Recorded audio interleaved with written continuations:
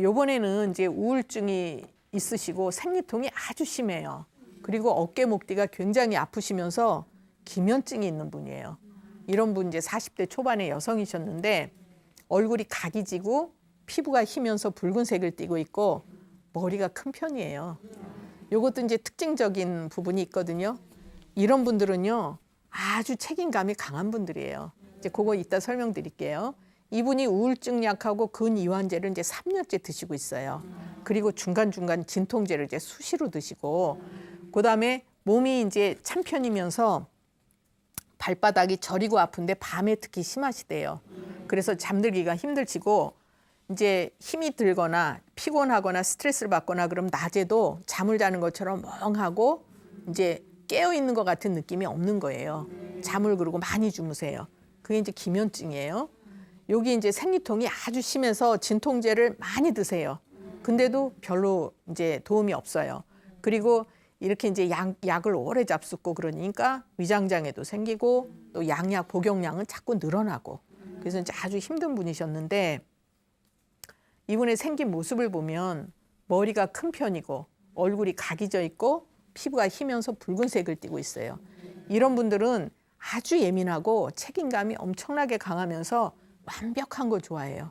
성취욕도 아주 강해요. 이런 분들이. 그러고 이제 그래서 기가 울체되기 쉬운 분이거든요. 그러니까 이런 증상들이 생기는 거예요. 기가 울체된다는 얘기는 이제 딱 와서 닿지 않을 수도 있지만 우리가 기가 막힌다 이런 얘기 하잖아요. 여기 가슴에 스트레스나 기가 막히면 여기가 답답해지면서 우선 가벼울 때는 가슴이 답답하고 한숨 쉬고 이렇게 되는데 이게 많이 뭉치게 되면 통증이 생길 수가 있어요. 기통이라고 해요. 그래서 이분 같은 경우엔 견비통이 바로 기가 많이 뭉쳐 있고 가슴에 화가 쌓여서 오는 증상이에요. 그래서 이제 이렇게 기가 울체되기 쉬운 분이기 때문에 우울증, 생리통, 견비통, 발바닥이 저리고 아프고 기면증 이런 게 생긴 거예요. 그래서 진맥을 이제 해서 치료해드렸는데 이분은요 직업이 양의사예요. 그래서 처음에는 굉장히 거부감이 많았어요. 근데 어머니가 억지로 데리고 오셨어요. 몸이 너무 안 좋으니까 오셔서도 좀 우호적이지 않았어요. 처음에는. 그래서 제가 진찰하기가 좀 힘든 분이었는데 그래도 이제 진맥하고 설명을 쭉 해드리니까 논리적이고 이해가 되니까 이제 그럼 치료 한번 해보자. 이제 내키지 않는 마음으로 큰 기대 없이 이제 시작을 하셨는데 제가 그러면 어떤 치료를 해드렸냐? 여기 기가 울체됐다고 말씀드렸잖아요. 그래서 이제 체력은 굉장히 딸리니까 체력을 보완하면서 우선 여기 기가 울체된 걸 풀어드리는 그런 치료를 해드렸어요. 그랬더니 차츰 이제 소화 기능이라든지 이런 게 좋아지면서 마음이 조금 편해지시니까 그 소화제라든지 뭐 진통제 같은 걸 조금씩 줄이게 되셨고 그러면서 이제 우선 밤에 발바닥이 저리고 아프고 이런 것도 덜해지고 어깨 뭉치고 아픈 것도 이제 서서히 덜해지시니까 그래도 뭔가 효과가 있네 하면서 이제 치료를 계속 하시게 됐어요. 그래가지고 이제 웬만큼 치료를 하시면서 뭐라고 하시냐면 본인 입으로 큰 기대를 안 했대요. 그랬는데 몸이 좀 가벼워지고 머리가 맑아지는 느낌이다 이렇게 얘기를 하시던 거예요. 그래서 제가 그게 몸이 맑아지시는 거예요. 이렇게 설명을 해드렸더니 그럴 것 같다 이제 이래요. 그래서 치료를 좀 더 하셔서 우울증 약하고 근이완제를 좀 줄이다가 끊으시면 좋겠어요 했더니 그거는 굉장히 두려워하시더라고요. 그러니까 약의 의존성이 그만큼 큰 거예요. 이거 먹으면 내가 또 이제 큰일 날 텐데 이렇게 생각을 하죠. 그래서 이제 살살 이렇게 달래가지고 치료를 해드리니까 본인이 몸이 좋아지시니까 나중에는 이제 용기를 내셔서 줄여가시고 그 다음에는 이제 끊으셨어요. 근데도 몸이 굉장히 좋아지시니까 나중에는 이제 많이 고마워하셨는데 이런 경우에도 이거를 뭐 우울증이라고 치료하고 이렇게 따로따로 한 게 아니죠.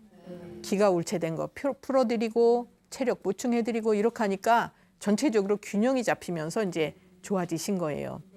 여자분들이 대개 이제 생리를 잘해야 자궁 기능도 건강하다 이렇게 볼 수가 있는데 대개 생리통이 심하거나 생리불순이 있는 분들은요 아랫배가 차거나 아주 예민하거나 또 피가 부족한 혈어이거나 기가 허하거나 화가 뭉쳐 있거나 그러니까 이런 걸로 인해서 이제 생리통이 와요. 자궁은 굉장히 민감한 곳이라고 제가 전에 말씀을 드렸거든요. 그러니까 뭔가 신경 쓸 일이 있거나 자극을 받으면 우선 생리에 문제가 올 수가 있어요.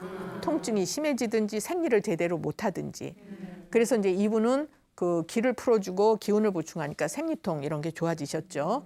그다음에 변비통도 우리가 어깨하고 이 팔이 이런 데가 아플 때 대개는 경추 디스크인가 오십견인가 뭐 이렇게 하잖아요. 뭐 석회화가 됐나? 근데 아닌 원인도 많아요. 물론 이제 경추 디스크로 아픈 경우도 있지만 팔을 많이 쓰거나 근육이 긴장이 됐을 경우에도 이제 뻐근하고 긴장되고 아프죠. 그렇지만 여기서 중요한 것은 가슴에 화가 쌓이는 분들 많아요. 그러면 이런 경우에는 아무리 어깨 아프다고 물리치료하고 마사지하고 해도 그때뿐이죠.